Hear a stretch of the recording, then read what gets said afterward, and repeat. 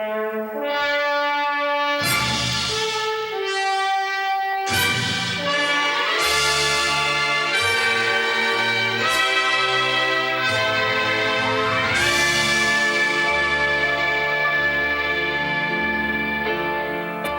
strange sight attracted his attention.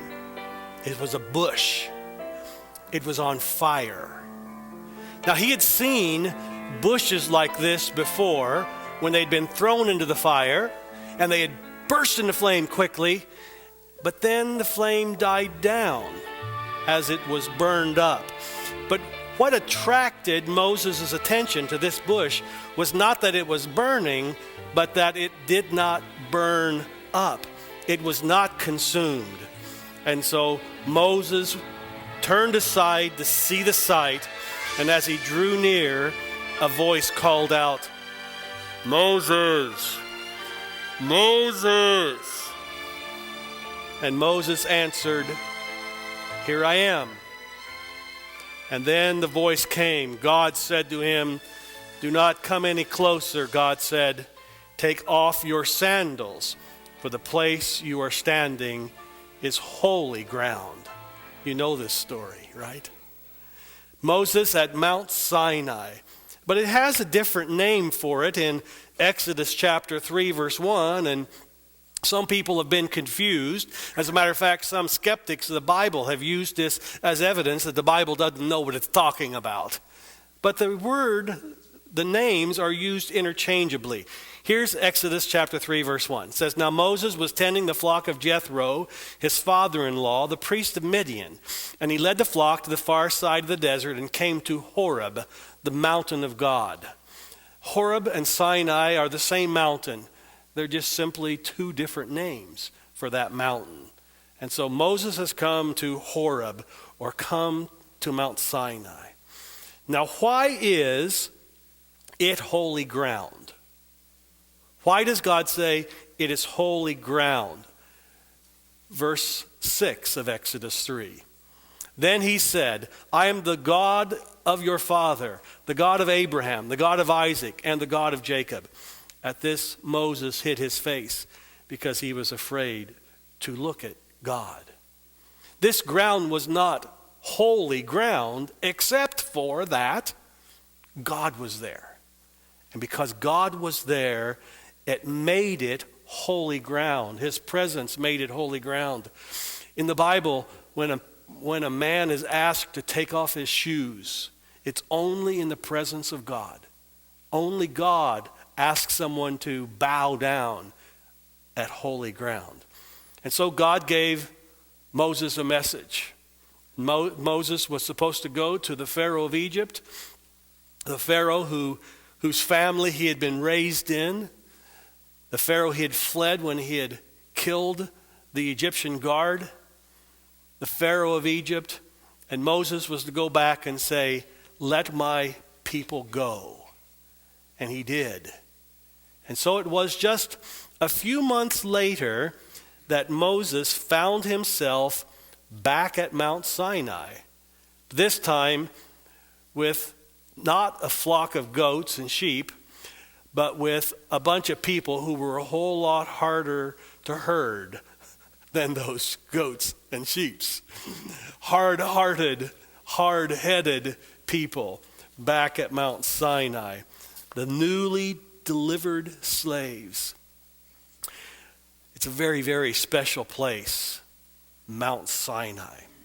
It's not very many places upon this earth that we could say God actually manifested his presence as he did at Mount Sinai, where he actually talked with Moses. And the presence of God made it a holy place. And so we think of it today in those terms as a special holy place. Well, while Moses is at Mount Sinai the second time, with this throng of people gathered around the base of the mountain, the voice of God calls out the 10 Commandments. Thunders from the mountaintop. "I am the Lord your God who brought you out of the land of Egypt and out of the house of bondage." Because of that, God says, You shall have no other gods before me. Notice when I was typing in these PowerPoint slides, I wanted to make sure that I got gods spelled with a small g. Small g. No other gods before capital God, G. And then he continues on with 9 more commandments. Just refresh our memory. The first one, no other gods. The second one, you shall not have any engraved images. In other words, idols. Number 3, not take the name of the Lord thy God in vain. Number 4, remember the Sabbath day to keep it holy. Number 5, honor your father and mother. Number 6, not kill. Number 7, not commit adultery. Number 8, not steal. Number 9, not tell untruths, bear false witness. Number 10, shall not covet. These are the 10 rules, the 10 commandments that God gave to the people as he thundered from Mount Sinai. This message. And because of the significance of this place and these 10 commandment laws, which you see Moses holding on the tables of stone in his arm, because of that, Mount Sinai is forever remembered as the place of the giving of the law. It's associated with the law of God. Now, where is Mount Sinai? Where is Mount Sinai? Probably on what we call the Sinai Peninsula. This is obviously a picture from space. And let me just show you its location. This triangular piece of land here is the Sinai Peninsula. Over here is the Red Sea, and this is the country of Egypt right here on the left-hand side. Just so you could get the feel. Now, the Sinai Peninsula now belongs to Egypt again after the Six-Day War in 67. Israel, which is right up here, had control of the Sinai Peninsula, but if you know anything about politics and those things, you know it was given control back probably 20 years ago, even though it doesn't seem like it's been that long ago. So it belongs now to Egypt. Now the question is, that is the Sinai Peninsula. So the question is, where is Mount Sinai? Where is the Mount Sinai itself? Well, the fact is, we don't really know. But there are a number of contenders for where Mount Sinai might be. And I'm just going to throw them real fast at you, but then we're going to come back to one of them that is at least the traditional site of Mount Sinai. The first one is a place we call Jebel Serbal. Again, you see a picture, you see a map this time instead of the shot from outer space. And it's called Jebel Serbal. You see it on this map right here, Jebel Serbal. Jebel just means, it's an Arabic word for mountain. So you're going to see it a lot in these possible candidates. Jebel Serbal was suggested by one of the early church fathers. His name is Eusebius. He lived in the time of Constantine the Great, 4th century A.D. So this is a very ancient tradition that Jebel Serbal could be Mount Sinai. But in fact, when Eusebius is saying this 400 A.D., he is 1,800 years after the fact. And so I kind of think Eusebius didn't really know what he was talking about. What can I say? Another one is, this is Jebel Serbal. You see a picture of it there. Another one is Jebel Musa. Yes. Jebel Musa, which is near Jebel Serbal. It's right here, Jebel Musa. Musa sounds like Moses, so it's the mountain of Moses. This is the traditional site. We're going to come back to it. It's 7,363 feet tall. It's quite a high mountain. I've climbed it twice. I'll tell you more about that later. The Emperor Justinian, in about the 6th century A.D., identified this as Mount Sinai, and hundreds of years even before that, there were monks living in caves on this mountain. So it's at least a possibility. It's a very rugged area, but the highest peak there you see is Jebel Musa. Another one is called Ras Es Safsafa. Try to say that 5 times fast. This was the favorite of an Adventist archaeologist whose name was Siegfried Horn, one of my heroes. It's a twin peak to Jebel Musa. It shares the same base. It's 6,540 feet tall, and this is the peak here. Now, Siegfried Horn liked this mountain especially because it says the Israelites encamped around the base of the mountain, and so there's a very large plain here in front of Safsafa. And so Siegfried Horn liked that one. You see the broad plain also in this picture. Now there's some other ones that I don't really agree with at all, but I just thought I'd throw them in. There's one here called Harkarkum. It's right up here. This is the end of the Gulf of Aqaba here. And so it's way up, much further north than the ones we've just looked at. There's a guy named Emmanuel Anati who likes this place. He likes it primarily because it's a tall peak, but also around the peak there's all this fascinating rock art which dates to very, very ancient times. And so he sees this as the work, as proof that they worshipped here and as proof of Israelite doodling, I guess is what he would call it. I'm not convinced of this, and it seems to be way, way too early for what we would interpret Mount Sinai, the time period of Mount Sinai and Moses. Another one is a popular one. It's popularized by 2 guys, Larry Williams and Bob Cornicky. They put a video together, and there's also a book you see here, The Discovery of Mount Sinai. The video was a search for the real Mount Sinai. I've seen the video. Have any of you seen the video? A couple people have talked to me about this video. They're just not here tonight. I've seen this video. It's very convincing, as they always are, right? It's very convincing. But when you really study into it, I've read this book, it just doesn't quite add up to me. It's convincing because he says, oh, by the way, I need to tell you before that, it's not in the Sinai Peninsula. Actually, it's in Saudi Arabia, Jebel al-Lawz.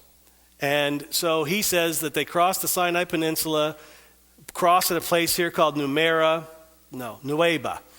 and then came to Saudi Arabia, and that's the mountain there.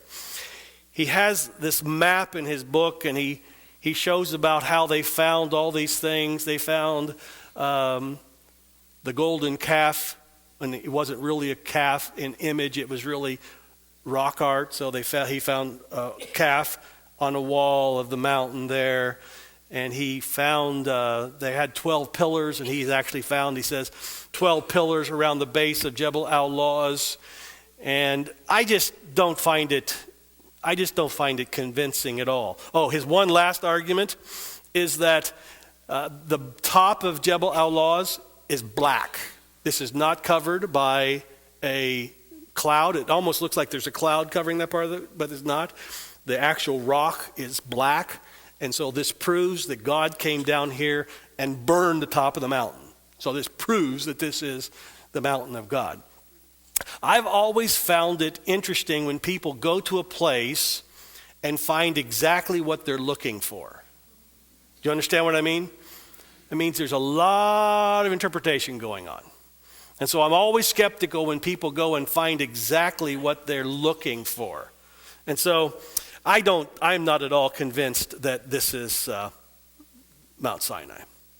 There's also one that I just visited a couple years ago. You see its location here. It's not on the map. It's on this map. And it's called Jebel Hashem el Tarif. These are all Arabic names. It is in the central highlands of the Sinai Peninsula. And a lot of the reason why they like this, the guys who like this, they're a group of people called Associates for Biblical Research that I was traveling with in Egypt. The reason they like this is because there are certain identifiers of Mount Sinai. It was a certain number of days marching from Kadesh Barnea, which is a site in southern Israel. And there are all these identifying characteristics. And this seems to be a mountain that would be a possibility with all those characteristics.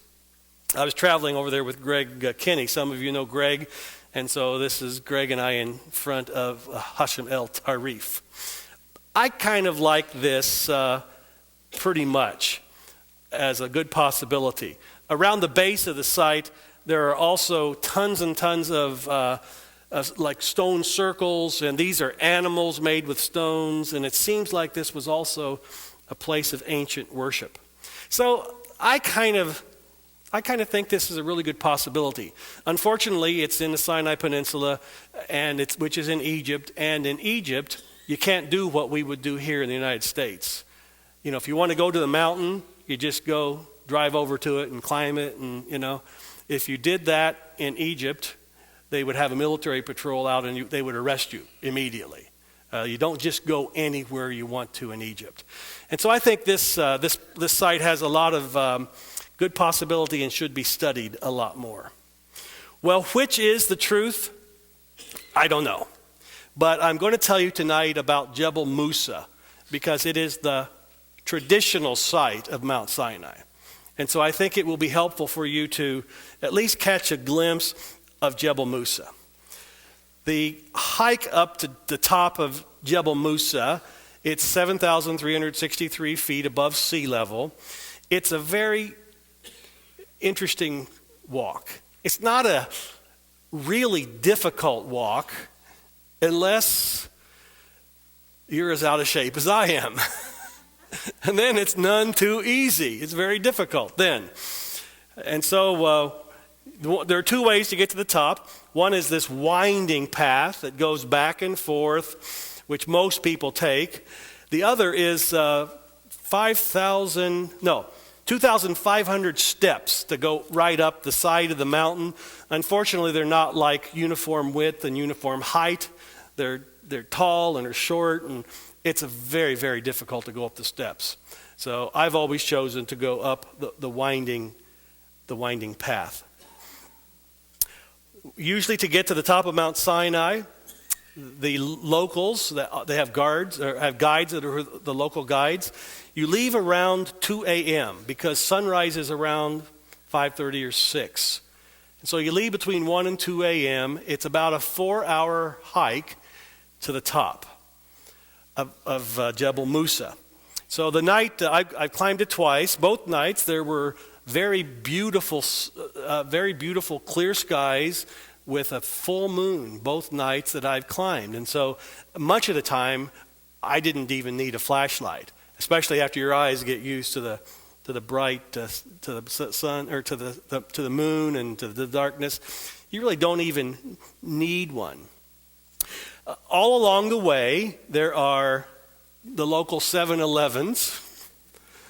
You have to admire these people that carry sodas and candy bars and all kinds of stuff and souvenirs and trash that they want to sell you, carry them all the way up. And so all the way up, they have spots where they have a little fire and you can stop and buy something to eat or drink. Very interesting. All the way up, there are also local taxis available. This is a taxi stop. When I was going up to the mountain, walking up the second time, I was determined that I was going to make it. And I was in a group of about 20 people. We were walking up, and I was proud of myself that I wasn't the last of my group. There were about 4 of my group behind me, and then all of a sudden, I see one go by on a camel. I see another one go by on a camel. The third and fourth one go by on camels. So Greg and I are at the very tail end. But every time one would start coming back down, they'd say, "Want to ride?" And I would want to say, "Yes, please." But I said, "No, I'm going to get to the top all by myself." Although I did bargain with Greg that if we got camels, I wouldn't tell on him if he wouldn't tell on me. But we did make it all the way to the top and avoided the camel's teeth. I tell you, I was absolutely shot by the time I got to the top. And I was just about ready to give up. But my guide, I was carrying a backpack that it was probably 10 pounds. It wasn't real heavy. But my guide could see that I was just about ready to give up, and he says, "Here, let me take your backpack." So he had somebody else's backpack on here and my backpack here, and he's carrying both of these backpacks. And just that little bit of relief gave me the energy to get all the way to the top of the mountain, all the way to the top of Jebel Musa. We made it to the top of Jebel Musa just in time to see the sun peek over. If I'd been 10 minutes later, it had already been up. Just in time to see the sunrise peek over the mountains in the distance. And there were several hundred people on top. I visited the chapels at the top. While we were there, you see all the people here. Surprising how many people there were there. Interestingly enough, almost no Americans. A lot of French-speaking people, a lot of German-speaking people, and a lot of people from Asia were there, but almost no Americans. There are these two chapels. You wonder how in the world they got the stone up there to build these chapels unless they quarried it on site and built the chapels. This is my proof.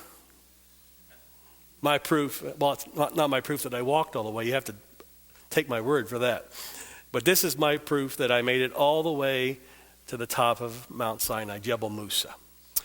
While I was there, I watched the sun come up, and then I repeated the 10 Commandments and prayed, because it's a very special site, and spent a little while up there visiting, and then finally we went down to this monastery that I'm going to tell you about. Let me tell you, the view is worth the trouble. It is a spectacular view. And how many people do you know that can say they've climbed Mount Sinai twice? So I've done it twice now. And if I go again, I will do it again. Maybe. I'd start practicing a lot. I'd start working out a lot earlier than I did this time. So after visiting the top of Jebel Musa, we took the steps down, and which was another interesting experience. You use a whole different set of muscles going down a mountain than going up a mountain. And I don't know why I'm telling you this. It's not in my notes, but I'll just tell you this funny little thing that happened to me as I'm going down. Your feet are in your shoes, and it's different when you're going up. Your feet are pushing against the back of your shoes. But when you're going down, your feet are actually pushing in the front of your shoes. And I found out that I hadn't cut my toenails well enough recently. And so by the time I got all the way to the bottom, my toenails were just on fire, just aching. It was the strangest thing. So I'll know next time what to do. St. Catherine's Monastery is one of the most exotic and interesting places I've ever been in my life. It's an ancient monastery. It was built in the 6th century AD, which means before 600, 550 maybe, somewhere around in there.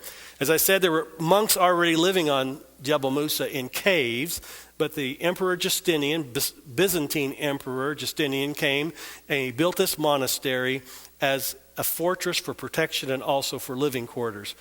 And because it's so far off the beaten track, it has changed very, very little over the last 1,400 years. Because especially during the medieval period, the Middle Ages, it was so far off the beaten track, almost nobody ever went there. And so it was very isolated and very, very protected for that reason. It was first dedicated to the Virgin Mary, but later on was dedicated to a saint whose name was St. Catherine of Alexandria. Now her tomb is in the monastery in the church. She was a martyr. St. Catherine was a martyr who they tried to kill by putting her on a wheel and trying to tear her body apart. But for some reason, the wheel did not work, and so they just ended up beheading her. And the legend is that angels took her body and deposited it on a nearby peak named Jebel Katarina. And so that's why this monastery is named after her, St. Catherine's Monastery. It's an incredible setting, absolutely incredible. When you enter it, you have to have your legs covered, men and women. So as we were about 1 a.m. leaving our hotel, I yelled down to our guide, "Hey, do we have to have long pants on for St. Catherine's?" "Nah, don't worry about it." So we get there, and both Greg and I had shorts on for the walk up Mount Sinai, and so they gave us this robe that you're supposed to put over your head. Ain't no way that robe's going over my head. It was just filthy. And so both Greg and I just kind of made skirt out of it, and I got a picture of him, and he didn't get a picture of me. So that's why you're seeing this picture of Greg at St. Catherine's in his skirt. He's probably watching via the internet tonight. Sorry, Greg. You enter the church at St. Catherine's, and it's a very Orthodox-looking church, Eastern Orthodox or Roman Catholic. Oftentimes their architecture is very, very much the same. It's very Orthodox-looking. You see all the incense burners and the lamps and everything. You enter the church itself through these doors that are wooden that were carved in the 12th century A.D. So when the Native Americans were still in charge of the United States of America, people were carving these doors and putting them on this church in this monastery at Jebel Musa, St. Catherine's Monastery. Very fascinating doors to walk into. And in the front, on the front dome, there's this original 6th century. So this mosaic is over 1,400 years old. A picture of the Transfiguration. They have various figures around it. If you could read the Greek, that actually is Jakobos, Jacob. This is Petros, Peter. And they're all having to do with the transfiguration of Jesus. Very, very beautiful mosaic. Here is the altar of the burning bush. You see all the tiles on the wall are kind of very intricate. And this is the traditional site where the burning bush was. I'm not sure I buy that. But if you look very carefully outside, there is the burning bush. Well, it says, the Bible says it wasn't burned up. Right? So, who knows? I'm just kidding. You understand that. They do something very fascinating with the people, the monks who die at the monastery. They take them out to the graveyard here, which you see in this picture. They bury them, and later on, after their bodies have become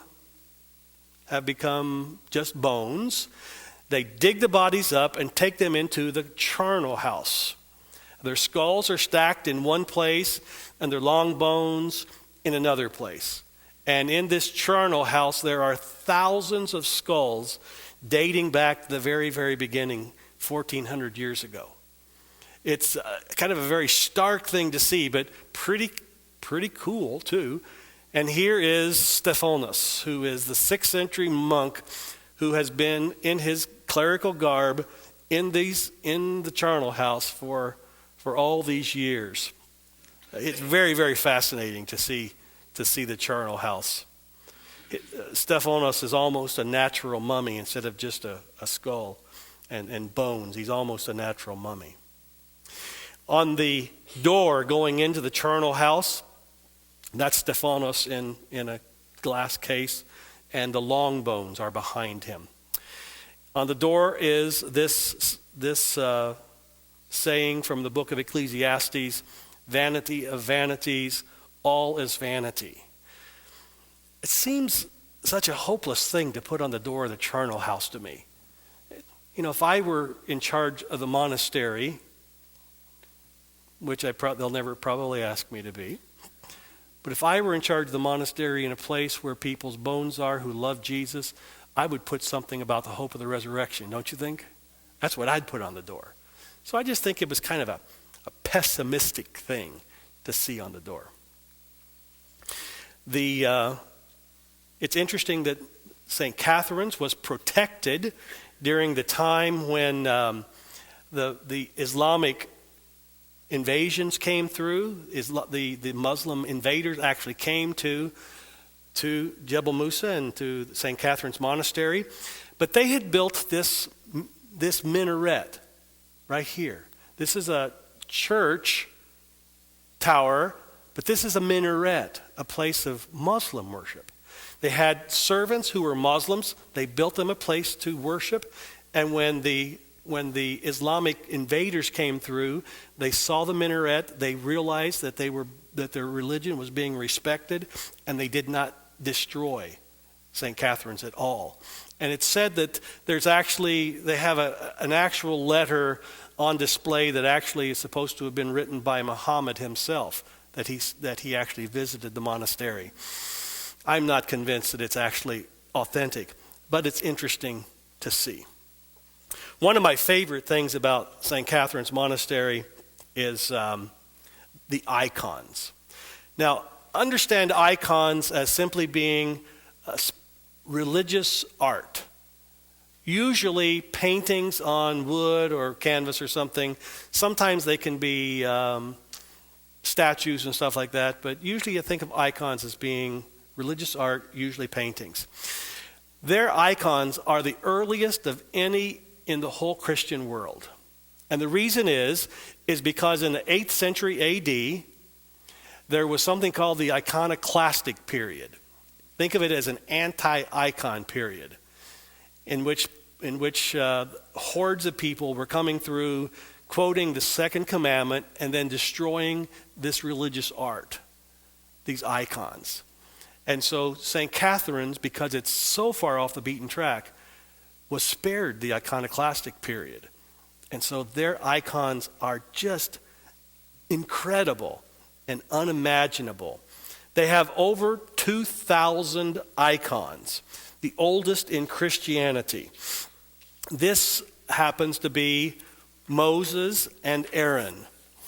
Aaron on the left, Moses on the right. Very interesting looking medieval art.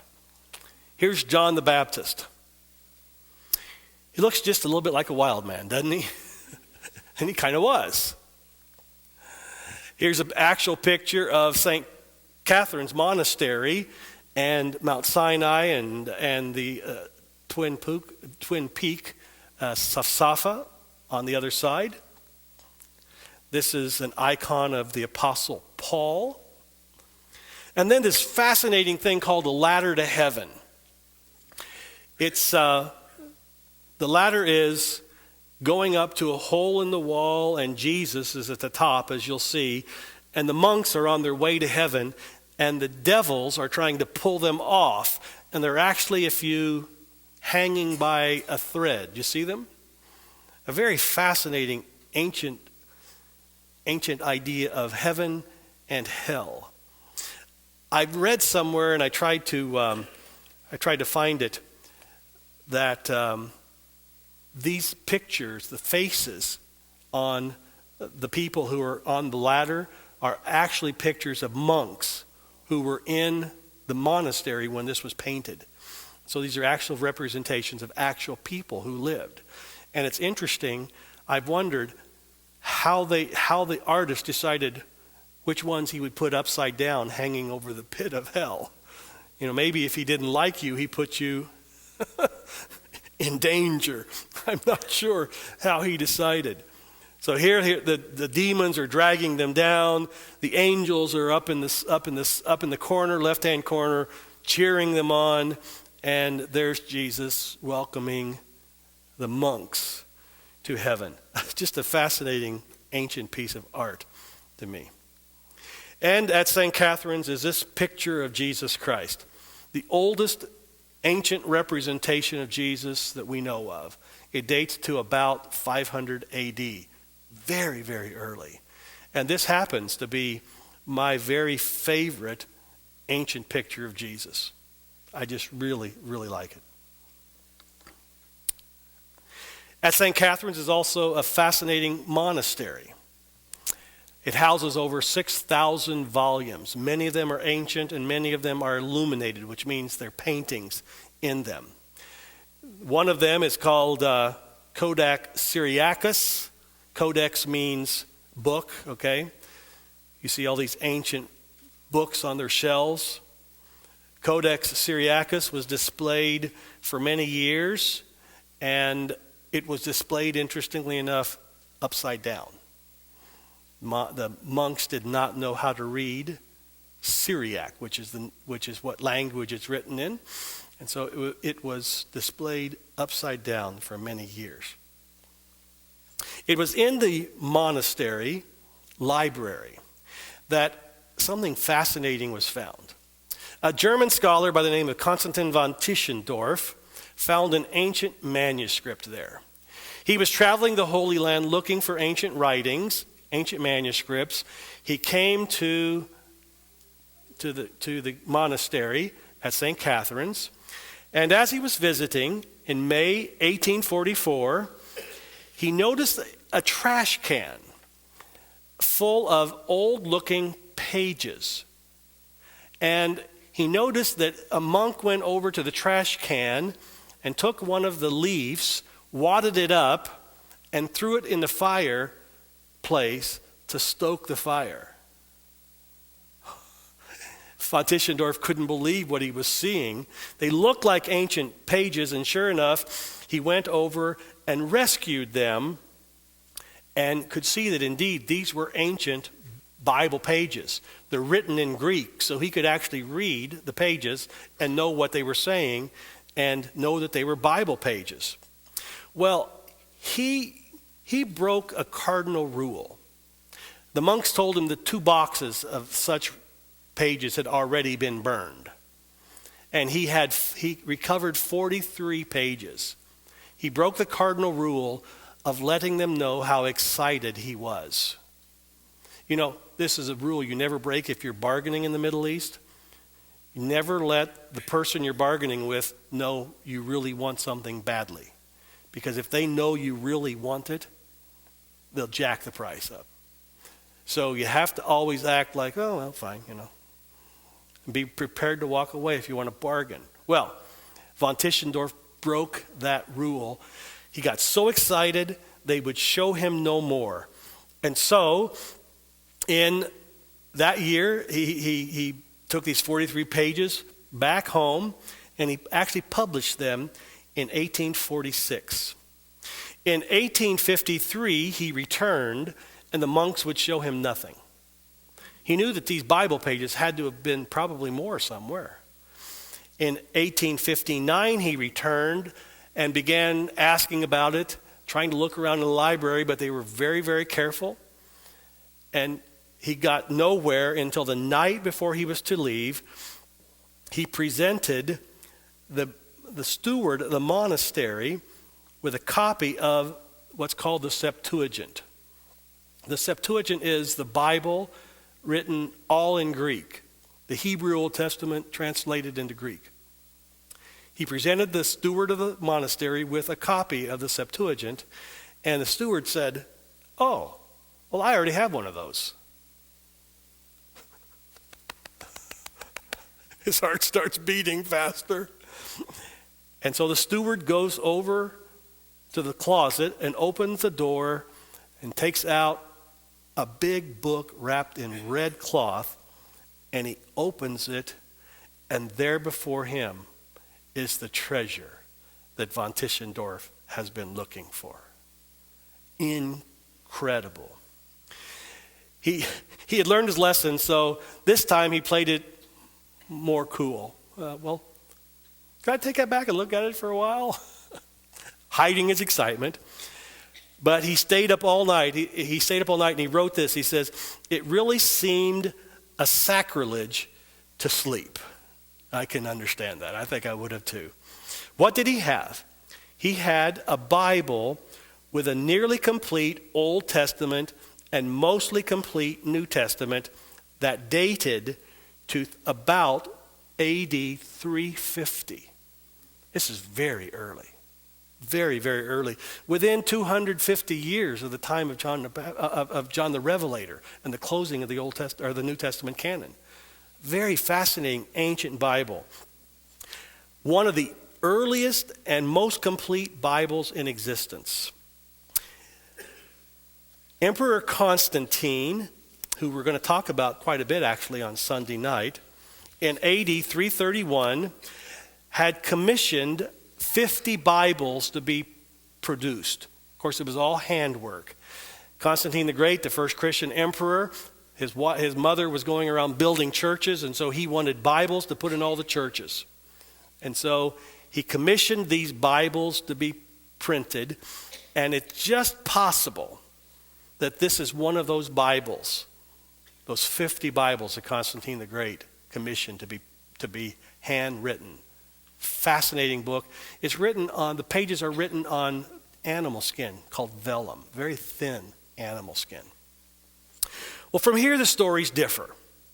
Von Tischendorf convinced through some going above his head and to the higher officials in the church, von Tischendorf convinced the monastery to let him take the Bible.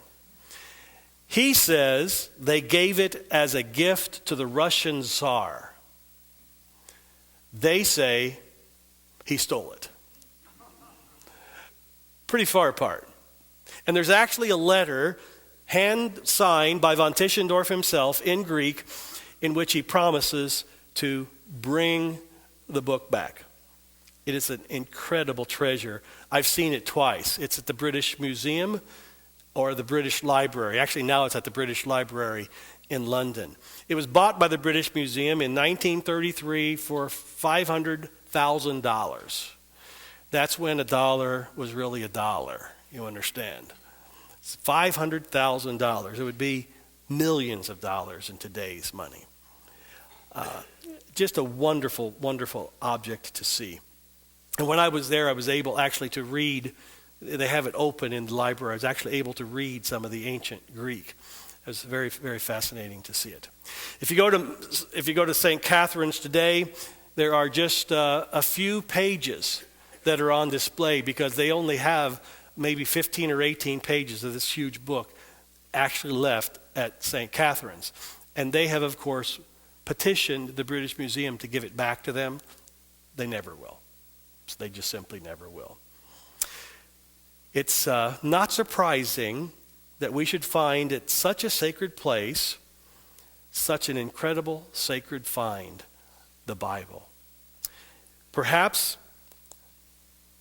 it was meant to be so we could understand how much God loves his book, and we can understand the ancient history of the Bible. I've often thought that maybe because there are so many different possibilities for where Mount Sinai is, perhaps the real thing we should be doing is not trying to emphasize where is Mount Sinai, but perhaps the question really is, what's the significance of what happened on Mount Sinai? Mount Sinai will always be inextricably intertwined with the law. As you leave tonight, you might want to check out on the right-hand side as you go out the door, there's an ancient Bible page. This is the 400th anniversary of the 1611 King James. This is an ancient Bible page from 1613, from the second printing of the King James Bible. And it's Exodus 20. It's the Ten Commandment law, which was given at Mount Sinai. You'll probably enjoy looking at that. But it seems to me there's a question that we have to ask from a theological point of view about the law and about Mount Sinai. Some people think that the law given on Mount Sinai was new. But the question is, did it exist before Sinai? Now, the reason it matters is because some people think that it was only given at Mount Sinai and therefore only for the Jews. Have you ever heard that one? The law was given for the Jews Christians don't really need to pay attention to the law. And so it seems to me, if we can show that the law was existent before the Jews received it on Mount Sinai, that would say something. Here's this text in Malachi 3, verse 6. It says, I, the Lord, do not change. So you, O descendants of Jacob, are not destroyed. God does not change. He doesn't have different ideas, different plans for different people at different periods. God's always God, and salvation has always been salvation through Jesus Christ. Even when it was in the Old Testament and they killed the lamb stood for Jesus. So God has never changed. And I think it's interesting this text says, I, the Lord, do not change, so you, descendants of Jacob, are not destroyed. God is not capricious. God always loves us. If he didn't, on those days we aren't very lovable. Do you ever have those days?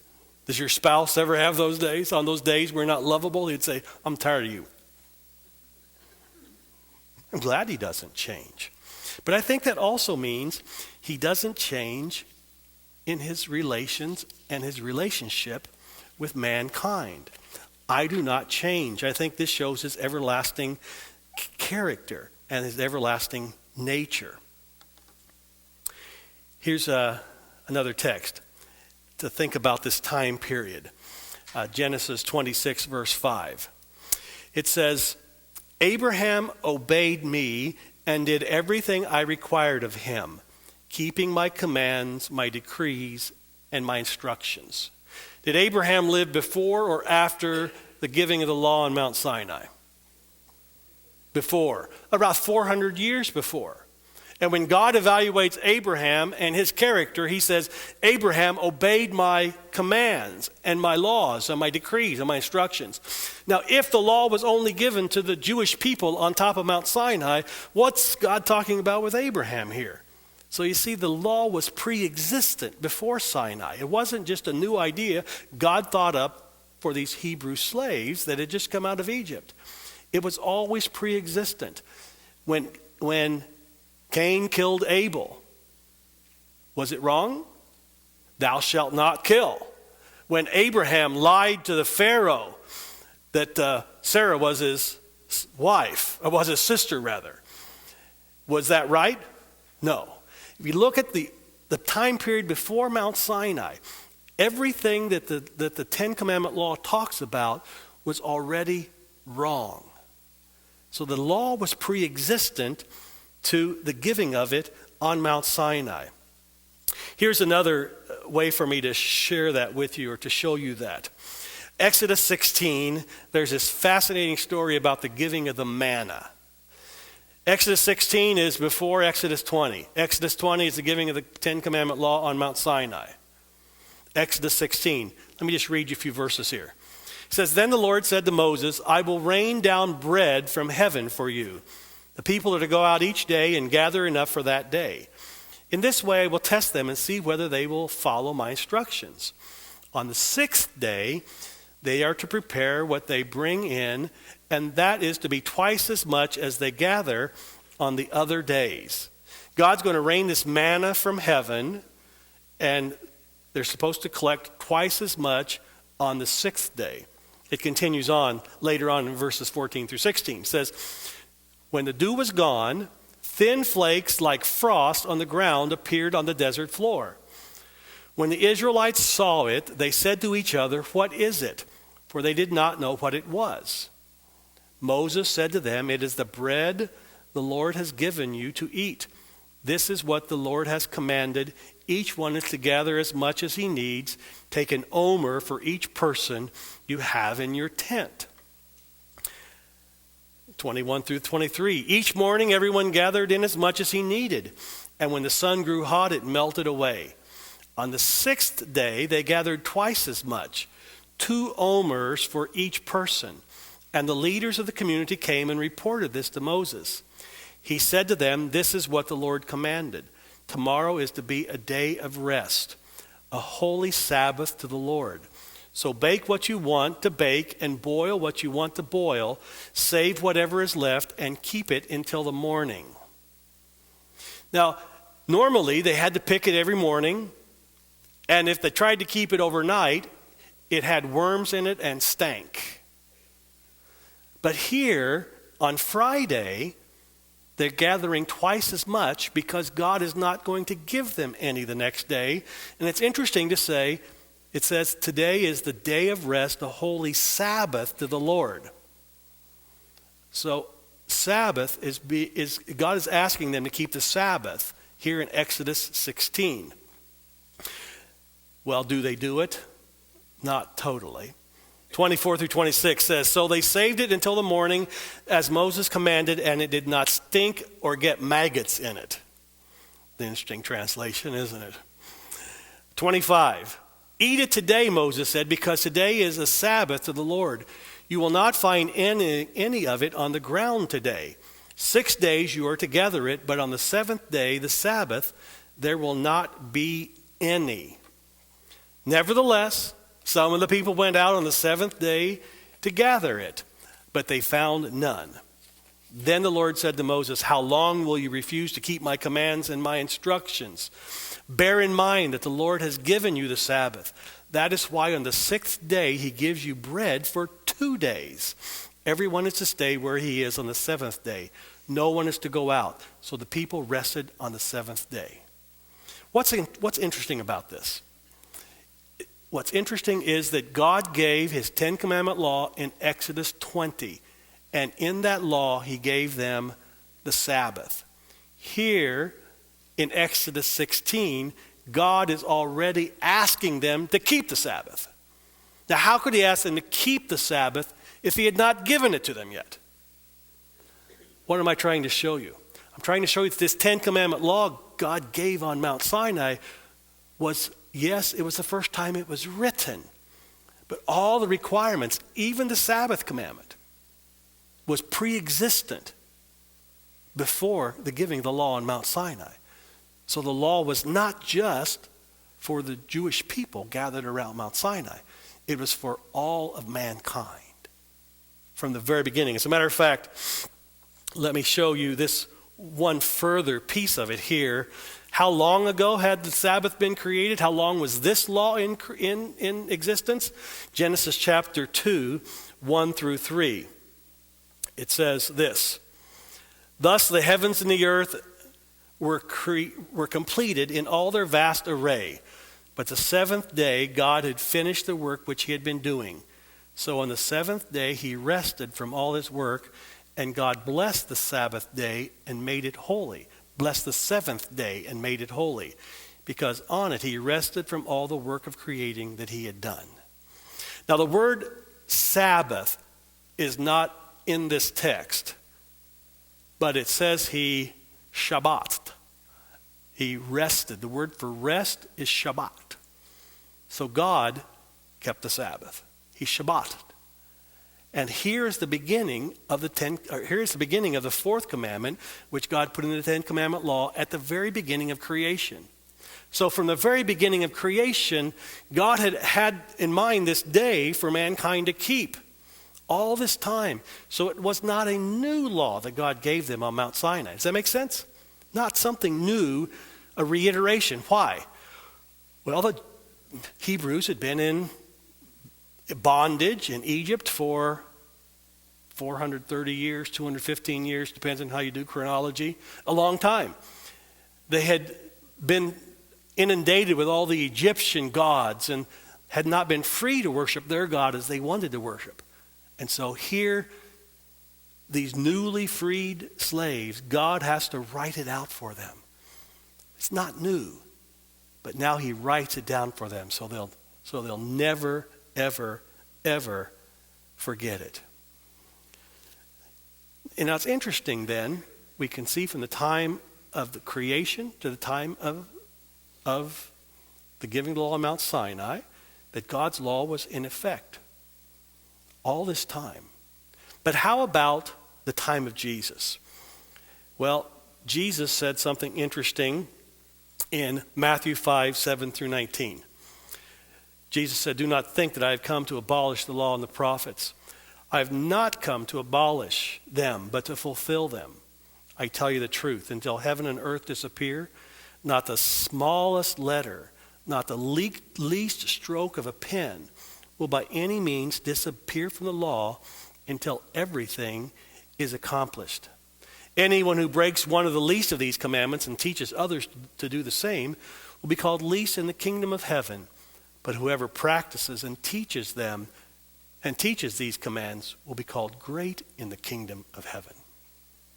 Some people say that, some especially Christians say, that we don't have to pay attention to the law anymore because the law was made for the Jewish people. But here Jesus says, I did not come to destroy the law. I came to fulfill it. Now some people say, well, when he fulfilled it, that means we don't have to keep it anymore. Well, my simple understanding says if by fulfilling it, it means we don't have to keep it anymore, then he destroyed it. So obviously, that's not what it means. What does it mean to fulfill the law?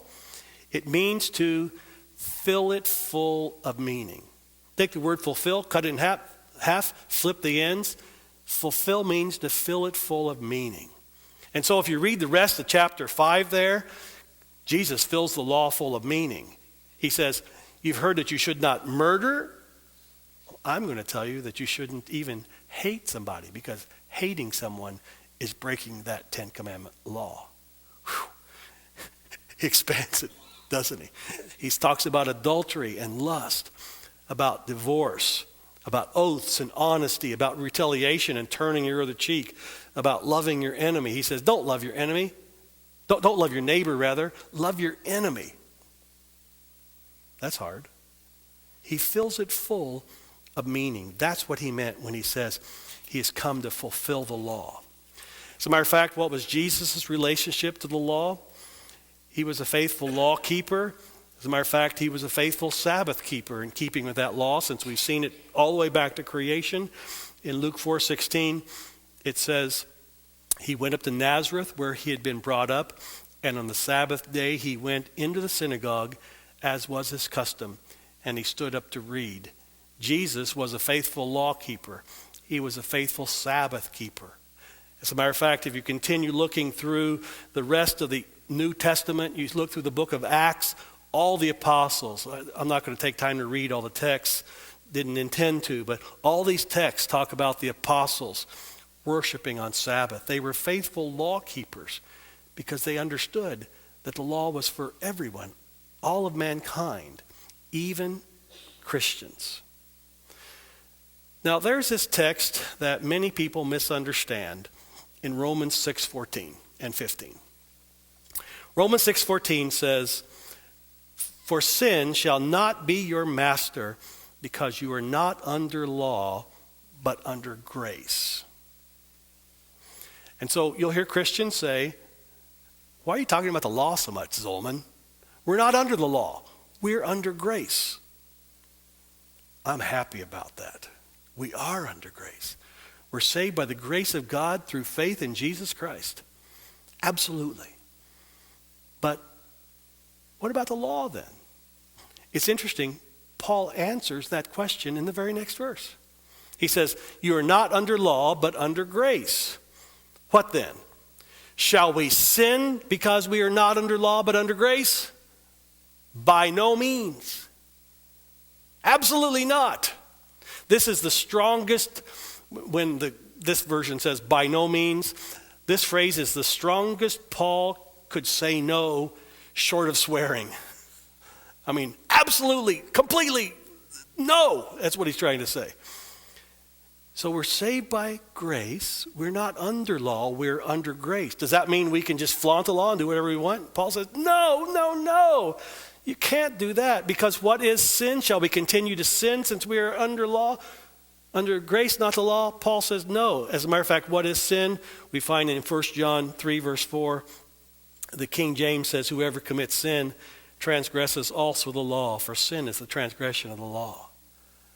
And so God has given this law to his people at the very beginning of creation. And it even stands today, even for those who are claiming to be saved by grace. One last step I want to take when it comes to talking about this. In the book of Revelation, chapter 12, verse 17, Revelation 12 is talking about the very, very end of the world, the very, very end of all things, right before Jesus comes again. It says, then the dragon, I wish I had time to tell you all the symbols here and everything, but I don't. It says, then the dragon was enraged at the woman and went off to make war against the rest of her offspring. The King James Version says, the remnant of her seed. How are the people who the dragon hates at the very end of time, how are they characterized? It says, those who obey God's commandments and hold to the testimony of Jesus. Even at the very, very end, right when Jesus comes again, people who love Jesus are going to be keeping his law. Not because they think it can help them be saved, but because they know that's what God wants them to do. That's the lifestyle God's put in store. That's what he wants us, how he wants us to live. And because we love him, we're willing to do that. One last step, on into the future. The last day characteristics, I said, love Jesus and have faith in him and keep commandments. One last step, Isaiah 66, 22 and 23. In the past, when Jesus was alive, in the future, in very heaven itself, Isaiah 66, 22 and 23 says, as the new heavens and the new earth that I will make will endure before me, declares the Lord, so will your name and descendants endure. From one new moon to another, and from one Sabbath to another, all mankind will come and bow down before me. You see, even in heaven, after God recreates everything, he'll still have something that we're supposed to obey, something that we are supposed to live by. He says, even in heaven, we'll keep Sabbath. From creation to recreation, he says, we'll keep the Sabbath. So God's always had this plan for us of what he wants us to do. What's our response to what he wants us to do? John 14, verse 15 says, Jesus says, if you love me, you will obey what I command. If you love me, you'll keep my commandments. We don't do God's law, obey God's law, keep the Sabbath, abstain from other things that the Ten Commandments require. We don't do them to work our way to heaven. But God has said, this is the kind of life I'd like you to live. It's spelled out here in these 10 commandments. And if we love him, we'll do them. I'm not always the easiest person in the world to live with. Ask my wife. I have a couple bad habits that come from my childhood. At least I'll blame it on that. I don't like to pick up my clothes very well. Women, don't raise your hand if your husband is just like me. I don't always like to pick up my clothes. So sometimes when I come to bed, I take my socks off and I just throw them in a corner right there by the bed. Drives my wife crazy. She's always very meticulous about when she takes clothes off, they either go into dirty clothes or they go back on the hanger in the closet. It's the way she does it. If I take my pants off, put them on the doorknob. Great place for clothes. I mean, why did God create doorknobs, right? Take my shoes off, put them under the dresser. I mean, perfect place for shoes, under the dresser. So my wife will put up with it, and there will be about 3 pairs of socks in the corner, and then she'll say, think you could pick up your clothes a little bit? And so now, I do my best to keep my clothes picked up. Why? Well, it's because if I don't, she's going to get a skillet and brain me with it, right? She's going to smack me around. No. I know that this is the way she likes to keep house. And because I love her, I don't want to cause her to be irritated and frustrated. Such a little thing, isn't it? Just such a little thing for me to change. But because I love her, I do as she asks me to do. And see, that's the way God's law is. All the things in the law. I've talked a lot about the Sabbath tonight. Some people think that I talk about the Sabbath because I'm going to work my way to heaven by keeping the Sabbath. No, that's not at all it. But God's revealed that this is what he wants us to do in his law. And we say, oh, I love you, Jesus. I want to do anything you want me to do. I'll do it because I love you. That's the motivation. Does that make sense? That's the motivation. If you love me, you will obey what I command. Let's just close this part with prayer. Dear Lord, I pray that you would just continue to give us wisdom and understanding as we've studied your word tonight. I thank you for knowing that we needed guidance in our lives. And so thank you for giving us this 10 Commandment law and many other laws that you also gave us, and rules and ideas that you wanted us to live by, especially in the New Testament. Rules of love and kindness. So Lord, I pray that as we've grappled with this tonight, that you'd help us to realize how we can follow you in a closer way than ever before. In Jesus' name I pray. Amen.